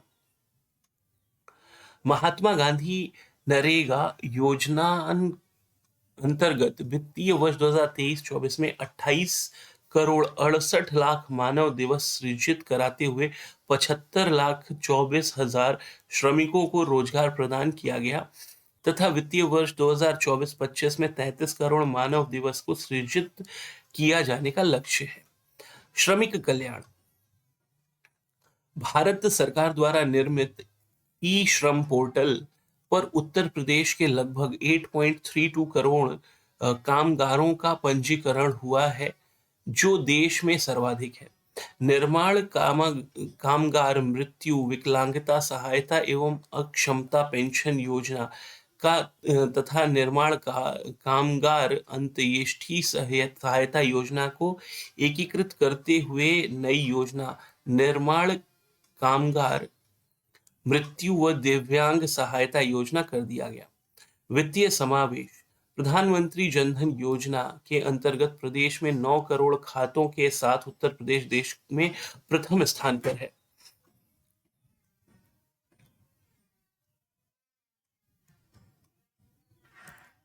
प्रधानमंत्री सुरक्षा बीमा योजना अंतर्गत अब तक प्रदेश में 5 करोड़ 54 लाख नामांकन के साथ उत्तर प्रदेश प्रथम स्थान पर है। प्रधानमंत्री सुरक्षा बीमा योजना के अंतर्गत 5 करोड़ 54 लाख नामांकन के साथ उत्तर प्रदेश प्रथम स्थान पर है। प्रधानमंत्री जीवन ज्योति बीमा योजना के अंतर्गत अब तक प्रदेश में 1.90 करोड़ के नामांकन के साथ उत्तर प्रदेश द्वितीय स्थान पर है। प्रधानमंत्री जीवन ज्योति बीमा योजना, अटल पेंशन योजना के अंतर्गत अब तक प्रदेश में 1 करोड़ 18 लाख नामांकन का उत्कृष्ट प्रदर्शन रहा है। औद्योगिक विकास की बात करें तो ease of doing business ranking एवं विभिन्न राज्यों में लॉजिस्टिक की सुलभता लीड्स 2023 रैंकिंग में उत्तर प्रदेश अचीवर्स की श्रेणी प्राप्त की है। चिकित्सा क्षेत्र, तो राज्य सरकार के प्रयासों से मातृ मृत्यु दर वर्ष 2014 में 285 प्रति लाख से कम होकर 2022 में 167 प्रति लाख और शिशु मृत्यु दर वर्ष 2014 में 48 प्रति हजार से कम होकर 2020 में 38 प्रति हजार हो गया है। तो मातृ मृत्यु दर जो है 2014 में 285 थी, जो कि अब 167 हो गई है पर लाख, और शिशु मृत्यु दर 2014 में 48 प्रति हजार थी, अब कितनी हो गई है? तो 38 प्रति हजार। प्रदेश के सभी 75 जिलों में निःशुल्क डायलिसिस की सुविधा उपलब्ध कराई जा रही है। सरकारी क्षेत्र की चिकित्सा संस्थानों में एमबीबीएस की सीटों की संख्या 1840 से बढ़ाकर 3828 हो गई है तथा निजी क्षेत्र के संस्थानों में सीटों की संख्या 2550 से बढ़कर 5250 हो गई है। इस प्रकार कुल 9078 सीटें उपलब्ध हो गई हैं। पीजी में कुल 3318 सीटें उपलब्ध हो गई हैं। आयुष्मान भारत प्रधानमंत्री जन आरोग्य योजना के अंतर्गत 4 करोड़ 86 लाख से अधिक आयुष्मान कार्ड वितरित किए गए हैं। प्रमुख विभागों की प्रमुख योजनाएं, तो प्रधानमंत्री मातृ वंदन योजना हेतु वित्तीय वर्ष 2024-25 में 322 करोड़ रुपए की बजट व्यवस्था प्रस्तावित। प्रदेश में 65 मेडिकल कॉलेज हैं, जिसमें 35 राज्य सरकार एवं 30 निजी क्षेत्र द्वारा संचालित हैं। राजकीय क्षेत्र में बीएससी नर्सिंग कॉलेज की संख्या 6 से बढ़ाकर 23 की गई है। जनपद वाराणसी में मेडिकल कॉलेज की स्थापना के लिए 400 करोड़ रुपए की व्यवस्था प्रस्तावित है। आयुष्मान कार्यक्रम के अंतर्गत 1600 हेल्थ एवं वेलनेस सेंटर स्थापित किए जाने का लक्ष्य तथा 1035 राजकीय आयुर्वेदिक, होम्योपैथिक एवं यूनानी चिकित्सालयों को हेल्थ वेलनेस सेंटर में परिवर्तित किया जा रहा है।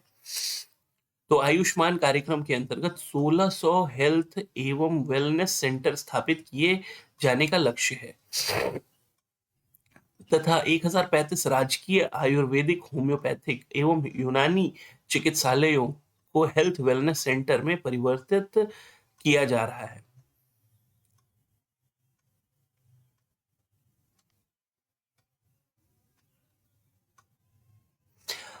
वित्तीय वर्ष 2024-25 में आयुष विभाग के अंतर्गत महायोगी गुरु गोरखनाथ आयुष विश्वविद्यालय गोरखपुर का निर्माण कार्य पूर्ण किए जाने तथा जनपद अयोध्या में राजकीय आयुर्वेदिक महाविद्यालय एवं जनपद वाराणसी में राजकीय होम्योपैथिक मेडिकल कॉलेज की स्थापना का लक्ष्य है। अवस्थापना एवं औद्योगिकी, बुंदेलखंड क्षेत्र में एक नए औद्योगिक विकास प्राधिकरण बीडा का गठन किया जा रहा है। गंगा एक्सप्रेसवे परियोजना हेतु 2057 करोड़ 76 लाख रुपए की व्यवस्था प्रस्तावित, जो वर्तमान वर्ष की तुलना में 2 गुना से ज्यादा है।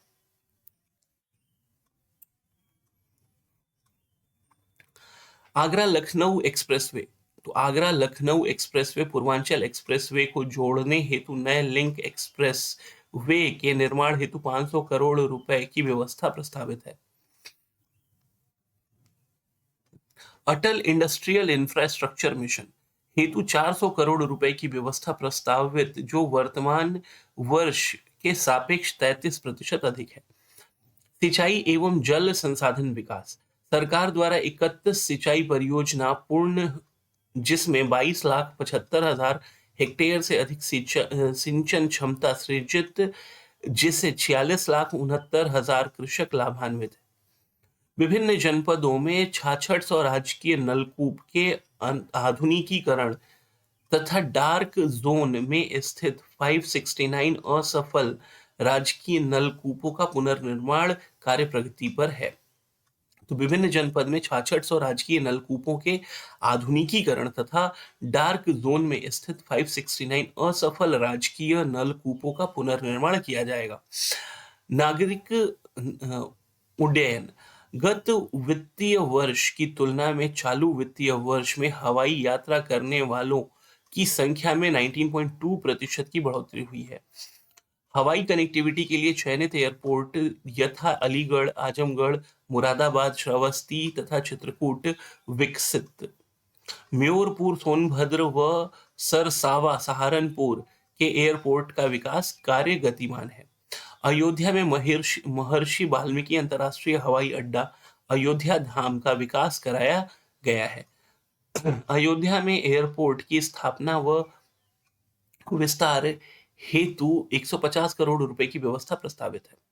ऊर्जा प्रधानमंत्री सहज बिजली हर घर योजना सौभाग्य के तहत गरीब परिवारों को निःशुल्क एवं अन्य ग्रामीण परिवारों को 50 रुपए की 10 मासिक किस्तों में बिजली कनेक्शन देने की सुविधा दी गई है। इस योजना में 62.18 लाख इच्छुक इच्छुक घरों को विद्युत कनेक्शन दिए गए। भारत सरकार की ग्रीन एनर्जी कॉरिडोर 2 परियोजना के अंतर्गत प्रदेश के बुंदेलखंड क्षेत्र में सौर ऊर्जा उत्पादन हेतु 4000 मेगावाट क्षमता के सोलर पार्क का विकास लक्षित है। उत्तर प्रदेश सौर ऊर्जा नीति 2022 के अंतर्गत अगले 5 वर्षों में 22,000 मेगावाट विद्युत उत्पादन का लक्ष्य है। प्रदेश में वर्तमान में लगभग 2600 मेगावाट की सौर ऊर्जा परियोजनाएं हैं। प्रदेश में अब तक 238 मेगावाट की सोलर रूफटॉप परियोजनाएं स्थापित। आवास एवं शहरी नियोजन Delhi Ghaziabad Meerut corridor regional rapid transit system परियोजना में उत्तर प्रदेश के अंश के रूप में 914 करोड़ रुपए बजट व्यवस्था प्रस्तावित है। कानपुर मेट्रो रेल परियोजना में उत्तर प्रदेश के अंश के रूप में 995 करोड़ रुपए की व्यवस्था प्रस्तावित है। आगरा मेट्रो रेल परियोजना में उत्तर प्रदेश के अंश के रूप में 346 करोड़ रुपए की बजट व्यवस्था प्रस्तावित है। नगर विकास की बात करें तो वर्ष 2021 में प्रारंभ की गई अमृत 2.0 योजना हेतु 4500 करोड़ रुपए की व्यवस्था प्रस्तावित है। महाकुंभ मेले 2024 में भव्य आयोजन हेतु 2500 करोड़ रुपए की व्यवस्था प्रस्तावित है।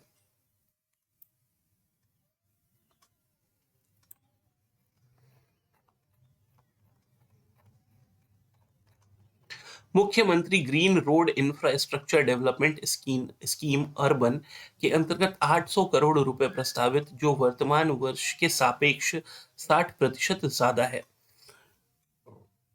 प्रदेश के शहरों को बाढ़ की समस्या एवं जल भराव से मुक्ति हेतु अर्बन फ्लड एवं स्टॉर्म वाटर ड्रेनेज योजना प्रारंभ करने के लिए 1000 करोड़ रुपए की व्यवस्था प्रस्तावित है।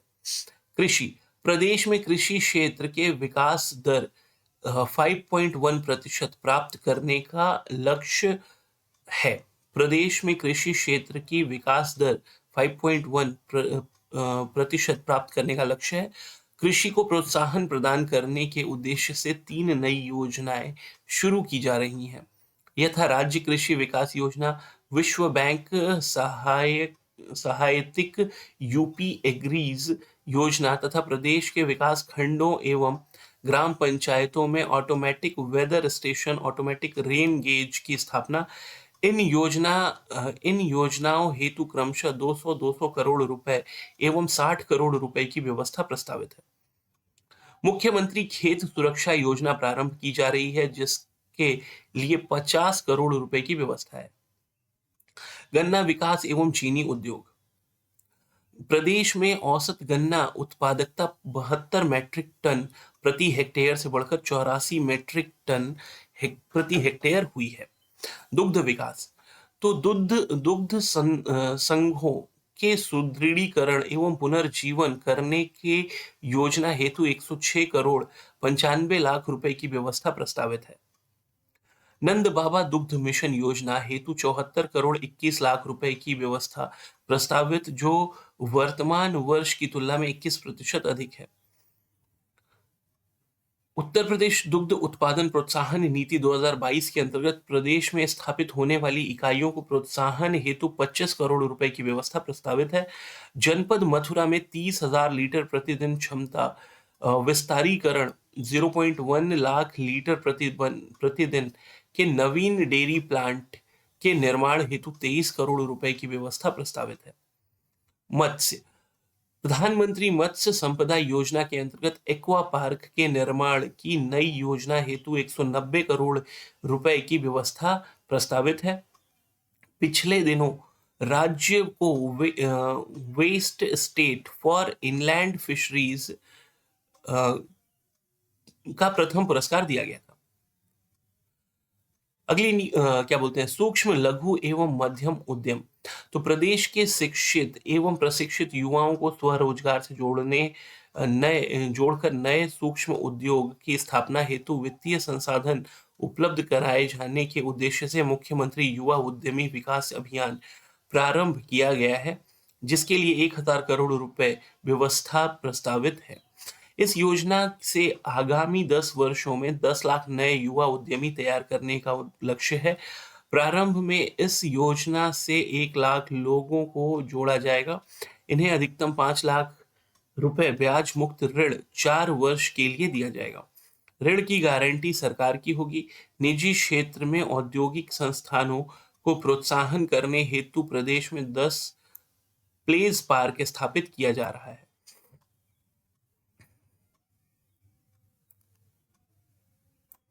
हथकरघा एवं वस्त्र उद्योग। वित्तीय वर्ष 2024-25 में वस्त्र उद्योग के क्षेत्र में 40,000 रोजगार सृजन का लक्ष्य है। PM mega integrated textile and apparel योजना के अंतर्गत लखनऊ हरदोई में लगभग 1,000 एकड़ क्षेत्रफल में मेगा टेक्सटाइल पार्क स्वीकृत किया गया है। पार्क की स्थापना हेतु 200 करोड़ रुपए की व्यवस्था प्रस्तावित है। तो पीएम मेगा इंटीग्रेटेड टेक्सटाइल एवं अपैरल योजना के अंतर्गत लखनऊ हरदोई में लगभग 1,000 एकड़ क्षेत्रफल में मेगा टेक्सटाइल पार्क स्वीकृत किया गया है। पार्क की स्थापना हेतु 200 करोड़ रुपए की व्यवस्था प्रस्तावित है।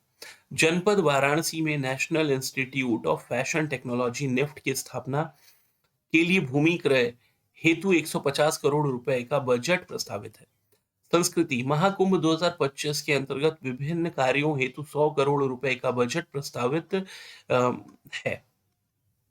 निषाद राज गुहा सांस्कृतिक केंद्र श्रृंगवेरपुर की स्थापना हेतु 14.68 करोड़ रुपए जनपद आजमगढ़ के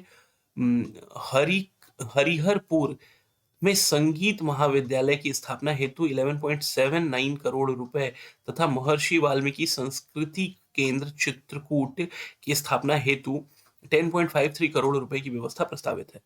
अंतर्राष्ट्रीय रामायण एवं वैदिक शोध संस्थान अयोध्या हेतु 10 करोड़ रुपए प्रस्तावित है।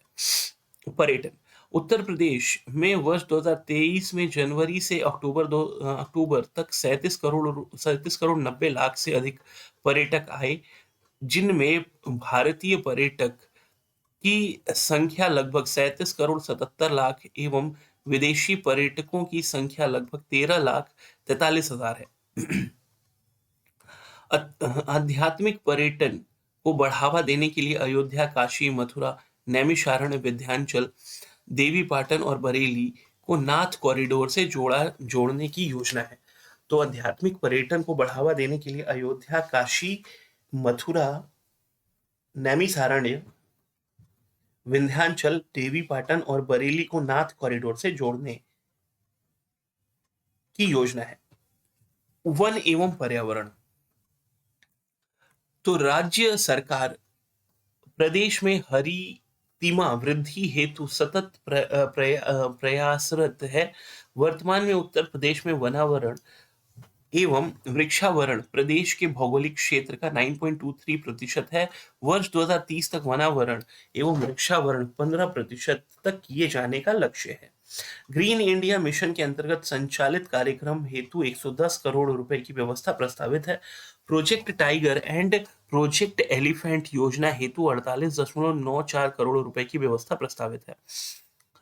लखनऊ में दिल्ली की तर्ज पर 1500 एकड़ क्षेत्र में एरो सिटी विकसित होगी, जहां 7 स्टार होटल, पार्क, विश्व स्तरीय कन्वेंशन सेंटर जैसी सुविधाएं होंगी।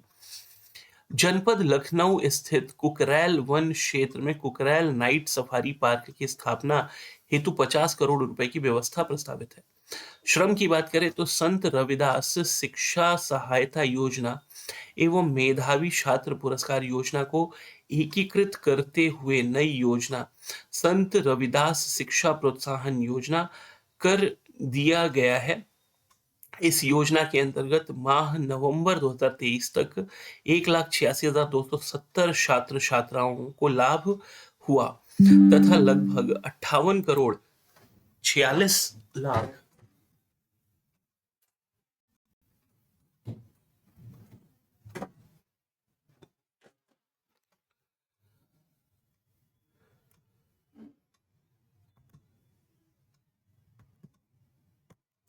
रुपए की धनराशि व्यय की गई। निर्माण श्रमिकों के बच्चों को निःशुल्क गुणवत्तापूर्ण एवं उद्देश्यपरक शिक्षा उपलब्ध कराने की दृष्टि से प्रत्येक मंडल में एक एक अटल आवासीय विद्यालय स्थापित किया जा रहा है, जिनकी कुल निर्माण लागत 1267 करोड़ रुपए है। 16 अटल आवासीय विद्यालयों का लोकार्पण माननीय प्रधानमंत्री द्वारा किया जा चुका है। उत्तर प्रदेश से जुड़े परीक्षा उपयोगी तथ्य। तो उत्तर प्रदेश वर्तमान में देश का सबसे बड़ा उपभोक्ता तथा श्रम बाजार बना हुआ है। देश का सर्वाधिक एयरपोर्ट, सर्वाधिक मेडिकल कॉलेज और सार्वजनिक सूक्ष्म एवं लघु उद्योगों 96 लाख वाला राज्य है। देश में कुल मोबाइल मैन्युफैक्चरिंग में राज्य का 65% योगदान है। भारत का पहला फ्रेट विलेज वाराणसी में 100 एकड़ में विकसित हुआ है। 17 नगर निगम एवं गौतम बुद्ध नगर सहित देश का सर्वाधिक सेफ सिटी वाला राज्य बनने की ओर अग्रसर है। उत्तर प्रदेश में कौशल विकास नीति लागू करने वाला पहला राज्य है। उत्तर प्रदेश देश में कौशल विकास नीति लागू करने वाला पहला राज्य है। फूड बास्केट के रूप में पहचान दूध, गन्ना, चीनी, आलू, आम, आंवला और एवं एथनॉल उत्पादन में देश में अग्रिम है। राज्य में देश का सबसे बड़ा 16,000 किलोमीटर का रेल नेटवर्क तथा 4 लाख किलोमीटर की सड़क नेटवर्क। तो राज्य में देश का सबसे बड़ा 16,000 किलोमीटर का रेल नेटवर्क तथा 4 लाख किलोमीटर का सड़क नेटवर्क। एसोचैम द्वारा राज्य को best state in skill development का स्वर्ण पदक दिया गया है। उत्तर प्रदेश की जीडीपी में विभिन्न क्षेत्रों का योगदान जो है, तो प्राइमरी सेक्टर का योगदान 23.78% है।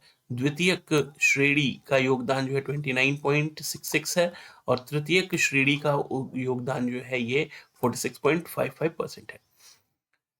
3D स्थानिक डिजिटल ट्विन मैप विकसित करने वाला वाराणसी देश का पहला शहर बना। तो 3D स्थानिक डिजिटल ट्विन मैप विकसित करने वाला वाराणसी देश का पहला शहर है। तो 3D शहरी स्थानिक डिजिटल ट्विन मैप बनाने वाला देश का पहला भारतीय शहर वाराणसी है। 3D स्थानिक डिजिटल ट्विन मैप, जिसमें हवाई जहाज से शहर की तस्वीर लेकर आधुनिक मशीनों की मदद से डिजिटल मैप का रूप दिया जाएगा। इस मैप की सहायता से भीड़, अवैध निर्माण की निगरानी, पेयजल आदि सुविधाओं के विस्तार और वर्तमान व्यवस्था को प्रतिबंधन में मदद मिलेगी। अगली न्यूज है उत्तर भारत का पहला मानव डीएनए बैंक।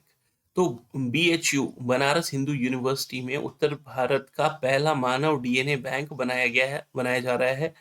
30 जनवरी 2024 को जंतु विज्ञान विभाग के ज्ञानेश्वर लैब में ऑटो डीएनए एक्सट्रैक्टर मशीन लगाई गई है।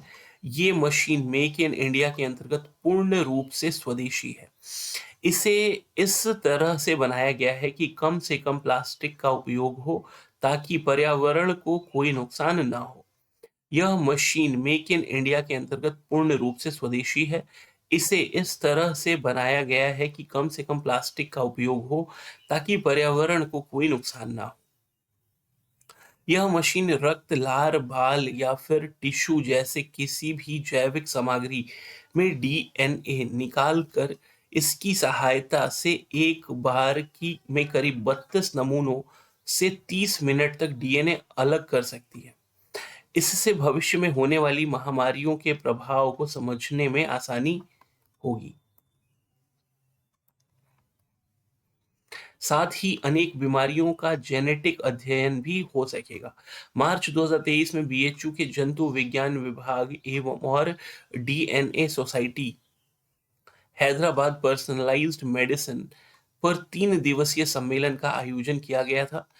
इस सम्मेलन में 15 देशों के 21 प्रसिद्ध वैज्ञानिक की चर्चा में आए सुझावों पर विचार करते हुए मानव डीएनए बैंक स्थापित किया गया। इस कॉन्फ्रेंस में यह निर्णय लिया गया कि बीएचयू एस्टोनिया की तरह डीएनए बैंक बनाने के लिए पूरी तरह से तैयार है। इसके द्वारा हर व्यक्ति को मेडिकल हिस्ट्री का विवरण एक ही बार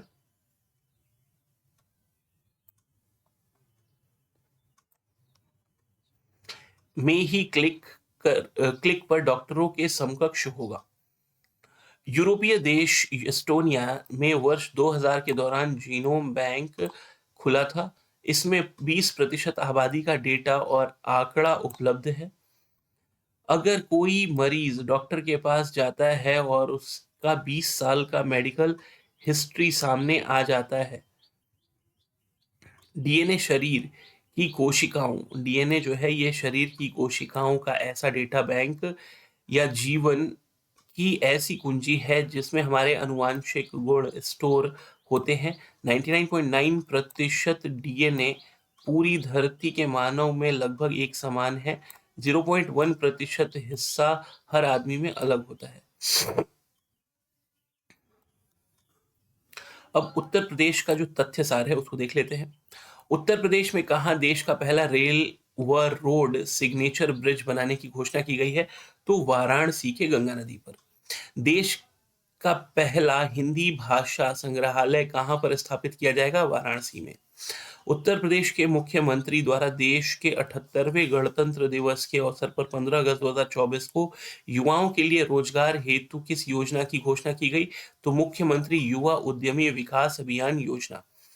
प्रदेश का पहला स्किन बैंक कहाँ स्थापित हुआ? तो ये है हैटल हॉस्पिटल कानपुर।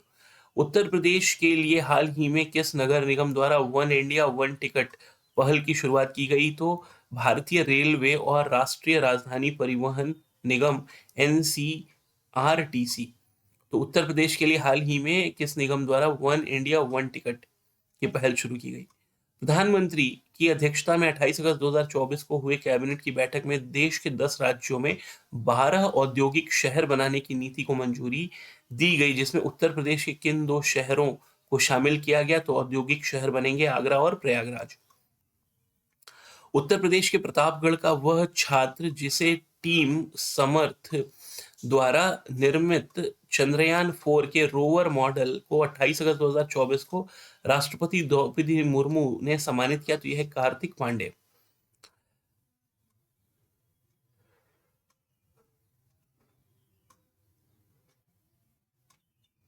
कार्तिक पांड्या इलाहाबाद विश्वविद्यालय के पूरा छात्र जिन्हें 16 सितंबर 2024 को कनाडा के टोरंटो में राइट्स ट्रस्ट ऑफ कनाडा की ओर से $75,000 राशि का वेस्टर्न इंटरनेशनल अवार्ड से सम्मानित किया गया, तो यह पंकज मिश्रा। कृषि क्षेत्र में महिलाओं की सशक्तिकरण के लिए 28 सितंबर 2024 को उत्तर प्रदेश सरकार की ने किस योजना को लॉन्च किया? तो कृषि सखी स्कीम। अगस्त 2024 में केंद्रीय रेल मंत्री ने उत्तर प्रदेश के लखनऊ मंडल के अंतर्गत कितने रेलवे स्टेशन का नाम परिवर्तित किया? तो 8। 3 सितंबर 2024 को किसे उत्तर प्रदेश महिला आयोग का अध्यक्ष नियुक्त किया गया? तो बबीता चौहान। तो किसे उत्तर प्रदेश महिला आयोग का अध्यक्ष चुना गया? तो बबीता चौहान। और अगस्त 2024 में केंद्रीय रेल मंत्रालय ने उत्तर प्रदेश के लखनऊ मंडल के अंतर्गत कितने रेलवे स्टेशन का नाम परिवर्तित किया? तो 8। उत्तर प्रदेश में किस कंपनी ने घर घर सोलर पहल की शुरुआत की? तो टाटा पावर। उत्तर प्रदेश के किस शहर में 3 से 5 सितंबर 2024 तक सशस्त्र सेना महोत्सव का आयोजन किया गया? तो लखनऊ लखनऊ छावनी के सूर्य खेल परिसर में।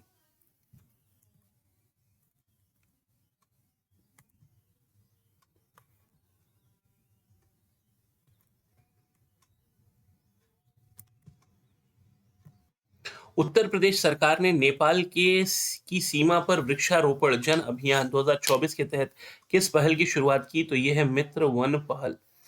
भारत के निजी क्षेत्र के पहले गोला बारूद मिसाइल विनिर्माण परिसर को किस राज्य में हाल ही में लॉन्च किया गया? तो उत्तर प्रदेश,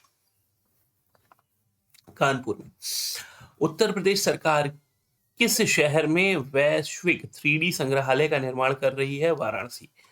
मुख्यमंत्री ने 6 सितंबर 2024 को कहां पर एशिया के पहले जटायु राजगिद्ध रेड हेडेड वल्चर संरक्षण प्रजनन केंद्र का उद्घाटन किया? तो गोरखपुर वन क्षेत्र के भारी वैसी और महाराजगंज में। 6 सितंबर 2024 को मुख्यमंत्री ने कहां पर फॉरेस्ट्री कॉलेज खोलने की घोषणा की? तो गोरखपुर में। 24 अगस्त 2024 को उत्तर प्रदेश सरकार ने कहां पर प्रदेश की पहली एकीकृत हरित शहरी सड़क के निर्माण की घोषणा की? तो मेरठ में। 9 अगस्त 2024 को प्रदेश का कौन सा कमिश्नरेट ISO 9001-2015 गुणवत्ता प्रबंधन प्रणाली प्रमाण पत्र प्राप्त करने वाला राज्य का पहला कमिश्नरेट बना? तो यह गौतम बुद्ध नगर, नोएडा। हाल ही में उत्तर प्रदेश के किस जिले की पुलिस लाइन को अंतर्राष्ट्रीय मानकीकरण संगठन ISO 9001 प्रमाणन मिला? तो ये सोनभद्र पुलिस लाइन। उत्तर प्रदेश के मुख्यमंत्री ने हाल ही में राज्य में कितने फुटबॉल स्टेडियम बनाने का निर्णय लिया? तो 18। हाल ही में उत्तर प्रदेश ने किस भाषा के विद्यालयों के सभी छात्रों को छात्रवृत्ति देने की घोषणा की? तो संस्कृत विद्यालय। पेरिस में आयोजित विश्व पैरा ओलंपिक 2024 में उत्तर प्रदेश के किस पैरा एथलीट ने हाई जंप में स्वर्ण पदक जीता? तो यह प्रवीण कुमार। 7 सितंबर 2024 को उत्तर प्रदेश सरकार ने किसे उत्तर प्रदेश संगीत नाटक अकादमी के अध्यक्ष के रूप में नियुक्त किया? तो यह है जयंत खोत। 1 सितंबर 2024 को किसे उत्तर प्रदेश शिक्षा सेवा चयन आयोग का अध्यक्ष नियुक्त किया? तो यह प्रोफेसर कार्तिक पांडे।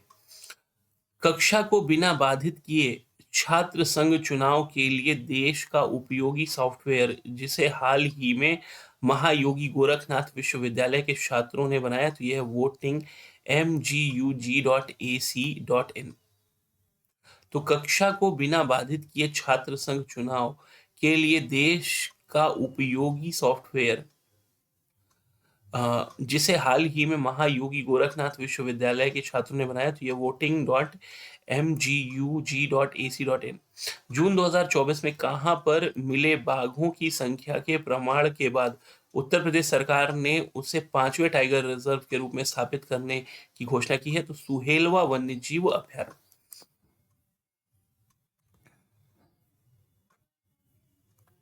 जून 2024 में उत्तर प्रदेश कैबिनेट ने टाटा सन्स के साथ कहां पर मंदिरों का संग्रहालय बनाने का प्रस्ताव को मंजूरी प्रदान की?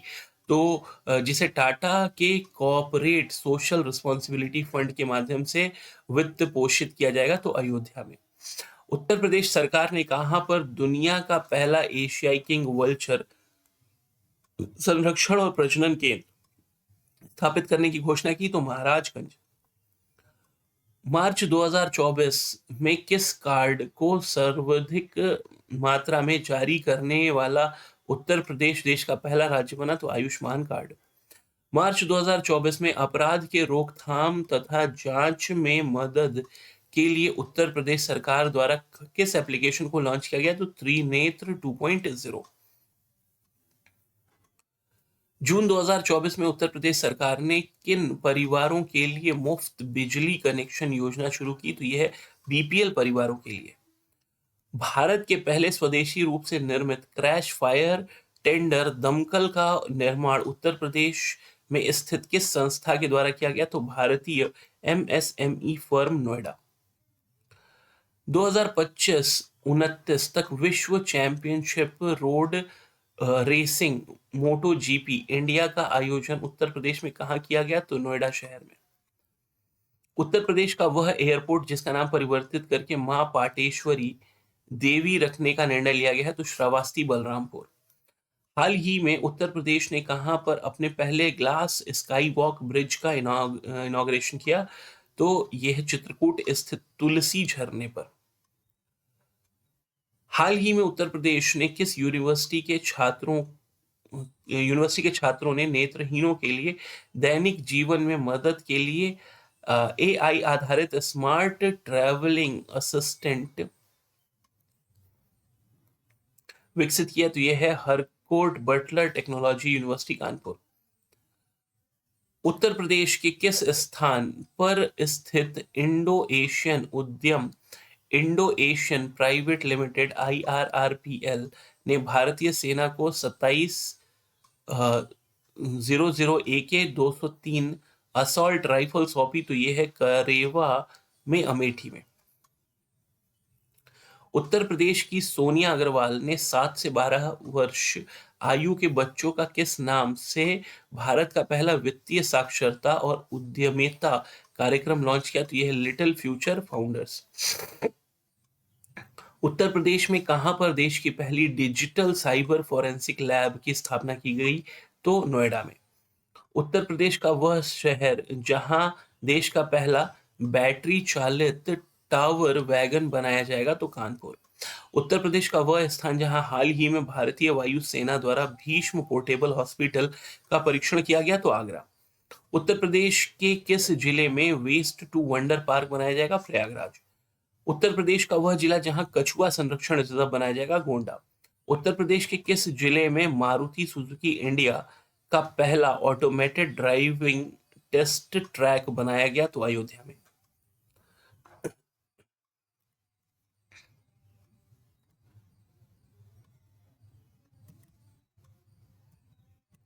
हाल ही में प्रोजेक्ट प्रवीण के तहत उत्तर प्रदेश में कितने छात्रों का कौशल प्रशिक्षण प्रारंभ किया गया? तो 61,000। उत्तर प्रदेश के किस क्षेत्र में सूखे की निगरानी के लिए वेदर स्टेशन स्थापित करने की घोषणा की गई? तो बुंदेलखंड क्षेत्र। हाल ही में किस कंपनी ने उत्तर प्रदेश के नोएडा में अंतरराष्ट्रीय फिल्म सिटी के निर्माण का टेंडर जीता? तो यह है बे व्यू प्रोजेक्ट। 19 फरवरी 2024 को प्रधानमंत्री मोदी ने लखनऊ में आयोजित ग्राउंड ब्रेकिंग सेरेमनी 4.0 में यूपी में कितने करोड़ रुपए की परियोजना का शुभारंभ किया? तो 10 लाख करोड़ रुपए। उत्तर प्रदेश का वह जिला जहां 19 फरवरी 2024 को मोदी जी ने कल्की धाम मंदिर का शिलान्यास किया? तो संभल। उत्तर प्रदेश में 3D शहरी स्थानिक डिजिटल ट्विन विकसित करने वाला देश का पहला शहर कौन बना? वाराणसी। उत्तर प्रदेश का वह शहर जहां रामायण वैक्स म्यूजियम का निर्माण किया जा रहा है? तो अयोध्या। 5 से 7 जनवरी 2024 के बीच उत्तर प्रदेश में कहां पर नो योर आर्मी फेस्टिवल 2024 का आयोजन किया गया? तो लखनऊ। जनवरी 2024 में अमेरिकी विमानन विनिर्माता कंपनी बोइंग ने कलपुर्जों की आपूर्ति के लिए अपना पहला वितरण केंद्र उत्तर प्रदेश में किस स्थान पर खोलने की घोषणा की? तो खुर्जा। उत्तर प्रदेश का पहला डीएनए बैंक कहां स्थापित किया जा रहा है? तो बीएचयू वाराणसी। जनवरी 2024 में जारी स्वच्छ सर्वेक्षण पुरस्कार 2023 में उत्तर प्रदेश के किन 2 शहरों को सबसे स्वच्छ गंगा शहर का अवार्ड मिला? तो वाराणसी और प्रयागराज। जनवरी 2024 में मुख्यमंत्री ने किस शहर में राज्य के पहले फ्लोटिंग वातानुकूलित रेस्टोरेंट का उद्घाटन किया? तो प्रयागराज। जनवरी 2024 में उत्तर प्रदेश के किस धार्मिक स्थल पर बनने वाली हनुमानगढ़ी बेसन लड्डू को जीआई टैग प्रदान किया गया? तो अयोध्या। केंद्र सरकार द्वारा वित्त पोषित भारत का प्रथम गौ अभयारण्य उत्तर प्रदेश के किस जिले में बनाने का निर्णय लिया गया? तो मुजफ्फरनगर के तुगलकपुर गांव। उत्तर प्रदेश सरकार ने जनवरी 2024 में किन 2 प्रतिष्ठित हस्तियों को उत्तर प्रदेश गौरव सम्मान से सम्मानित किया? तो डॉक्टर ऋतु, वैज्ञानिक, नवीन उद्यमी। उत्तर प्रदेश गौरव सम्मान से सम्मानित किया गया डॉक्टर रितु, जो कि वैज्ञानिक हैं और नवीन उद्यमी हैं। उत्तर प्रदेश बजट 2024-25 में कहाँ पर राष्ट्रीय फैशन टेक्नोलॉजी निफ्ट की स्थापना की जाएगी? तो वाराणसी। उत्तर प्रदेश राज्य बजट 2024-25 में किस क्षेत्र में सर्वाधिक बजट आवंटित किया गया? तो शिक्षा के क्षेत्र में 76,035 करोड़। 5 फरवरी 2024 को उत्तर प्रदेश में वित्त मंत्री सुरेश खन्ना ने 2024-25 में राज्य बजट प्रस्तुत करते हुए कितने करोड़ रुपए का अब तक का सबसे बड़ा बजट पेश किया? तो 7,36,438 करोड़।